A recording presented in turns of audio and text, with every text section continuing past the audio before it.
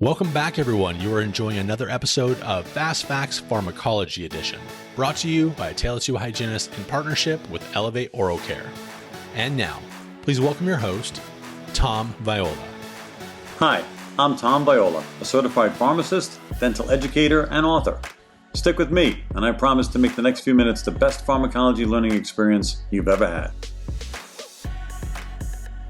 Hi everybody, Tom Viola from Pharmacology Declassified. We get another Fast Facts Pharmacology Edition.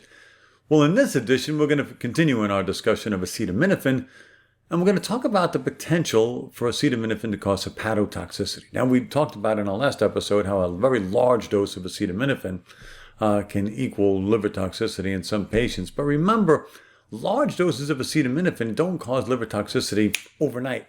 It's a delayed reaction. It can take up to 3 to 4 days. And many lay people not involved in medicine or dentistry, etc., may not equate the symptoms of, abdominal distress, yellow around the gills, so to speak, and really dark urine. They may not equate those symptoms with the dose of a drug that they took 4 days ago, especially if they consider that drug to be safe, like Tylenol or acetaminophen. So as a result, many people don't even realize they've experienced the liver toxicity from the excessive dose of the acetaminophen. And sometimes people experience acetaminophen toxicity even though they try to follow the rules because, well, there's other extenuating circumstances, like they drink alcohol on a regular basis, or they smoke cigarettes, tobacco cigarettes, and that can cause an increase in the production of toxic metabolite. And that's the same for drugs like Dilantin, which we all know in dentistry, Dilantin is famous for causing, hyperplasia, but its effect on liver enzymes is also well known, and it can increase the toxicity from a very large dose of acetaminophen. So for all those reasons, your patients can experience liver toxicity from acetaminophen and not even really know it. Okay, so who can't take acetaminophen? Who should not take acetaminophen?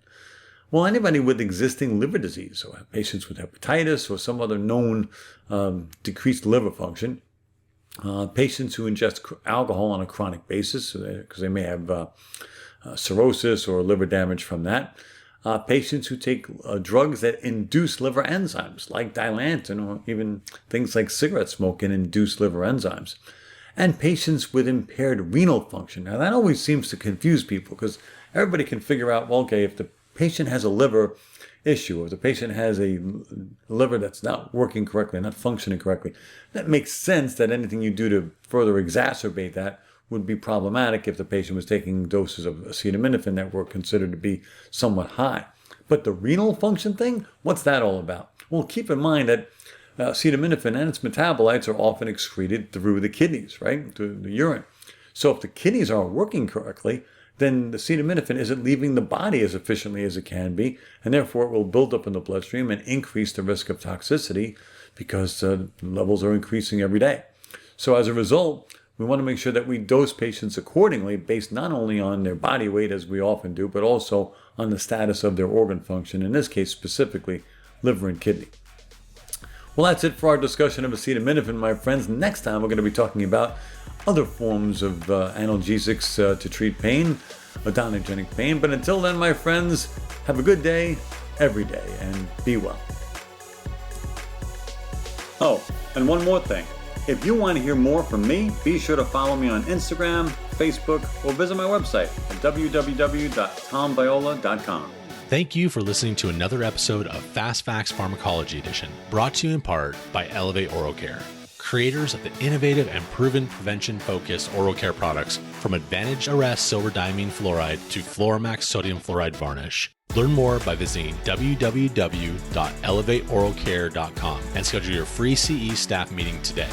We'll see you next time for another Fast Fact.